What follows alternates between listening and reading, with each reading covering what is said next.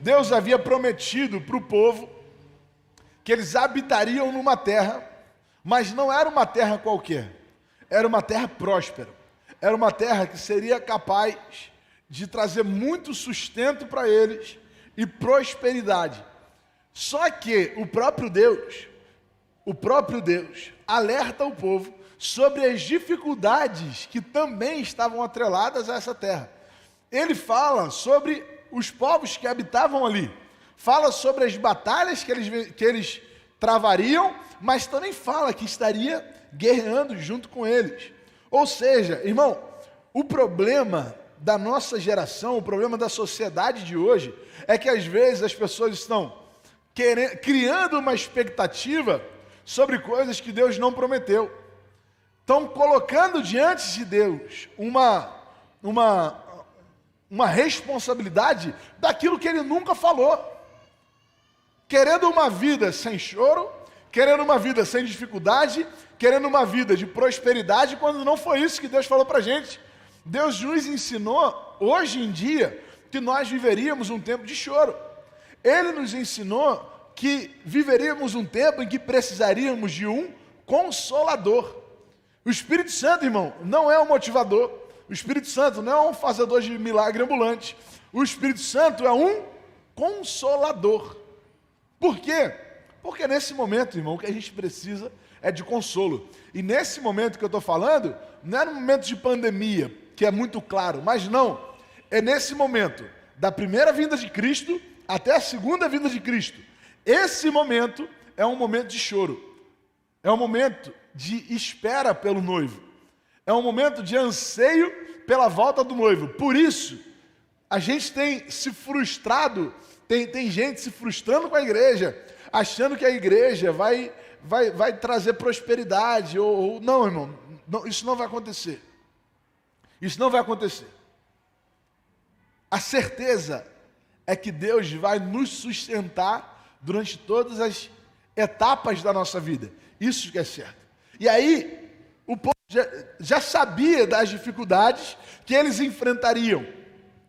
Por isso, o primeiro princípio que eu queria que você guardasse, para que você que deseja vencer as incertezas que a vida tem trazido, é que nós precisamos, ou melhor, nós não podemos nos prender em circunstâncias. Quantas vezes a gente tem se prendido às circunstâncias à nossa volta como critério para a vontade ou para a promessa que Deus colocou sobre a nossa vida?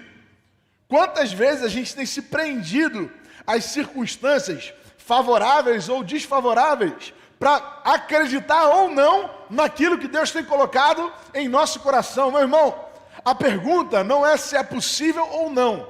A minha pergunta é: foi Deus que falou ou não foi Deus que falou? Porque se Ele falou, Ele é fiel para cumprir. Se Ele não falou, Ele não tem nenhum comprometimento com aquilo que não é a sua palavra. Deus não tem nenhum comprometimento com aquilo que Ele não falou, irmão. Por isso, a minha questão, eu queria que você guardasse no seu coração, que você analisasse, não é se as circunstâncias estão boas ou ruins. O que eu quero te perguntar nessa noite é: foi Deus que colocou no seu coração? Sim ou não? Foi Deus que falou com você? Sim ou não? Essa que é a pergunta que precisa ser respondida. Porque, meu irmão, a minha missão é marchar. A de Deus é abrir o mar. Eu carrego as talhas com água. Ele transforma em vinho. Eu levo os pães e os peixes. Mas é Ele quem alimenta a multidão. Não é sobre o que está ao meu alcance, mas é sobre a promessa que Ele colocou no meu coração. Por isso, eu quero te perguntar mais uma vez: qual é a promessa que Ele tem colocado no seu coração? O que Ele tem falado com você? O que Ele tem te direcionado? Não é sobre circunstâncias. A gente não pode basear a nossa vida, nortear as nossas decisões com base nas circunstâncias. Nós precisamos aprender a descansar no Senhor. Amém? O pastor Vanderlei que fala muito isso, que a gente não pode tomar uma decisão com base nas circunstâncias, irmão. A gente não pode escolher alguma coisa com base nas circunstâncias. Eu falei isso com os irmãos da liderança aqui na época. Eu falei, irmãos, a minha pergunta não é sobre as circunstâncias da igreja. A minha pergunta é sobre aquilo que está no coração de vocês. Qual é a visão de vocês? Porque as circunstâncias, elas mudam, mas o nosso Deus é eterno.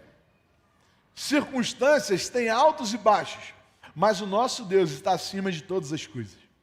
Por isso, não é sobre circunstância. A gente precisa aprender a descansar, a relaxar um pouco, que está difícil, não está, irmão? Está tudo cada vez mais corrido. Agora até áudio está em 2x, para poder você ouvir mais rápido. Né? Não basta só ser uma mensagem rápida.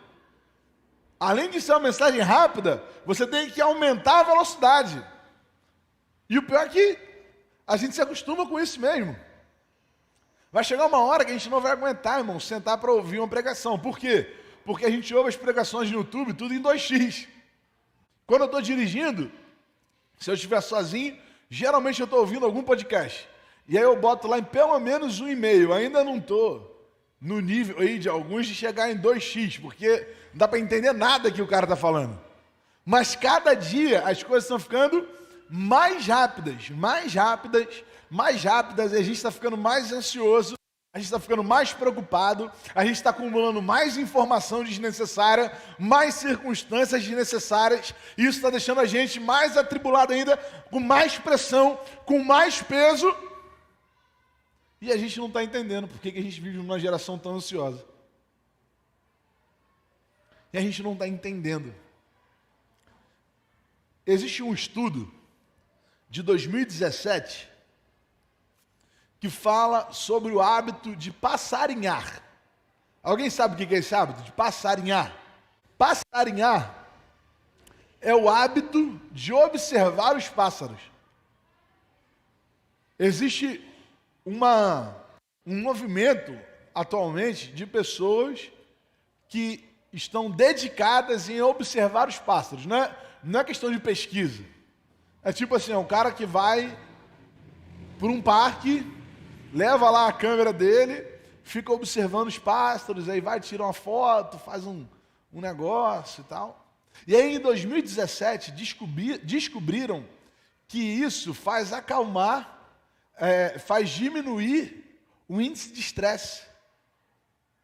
Descobriram que assim, fisiologicamente, isso faz diminuir o nível de ansiedade. Isso em 2017, irmão. Só que, se você voltar 2000 anos atrás, você vai ver que Jesus já está ensinando isso há muito tempo. Lá em Mateus, capítulo 6, verso 26, ele fala assim, por que vocês estão tão ansiosos? Por que vocês andam tão preocupados? E aí ele fala assim, observem as aves do céu. Observem as aves dos céus.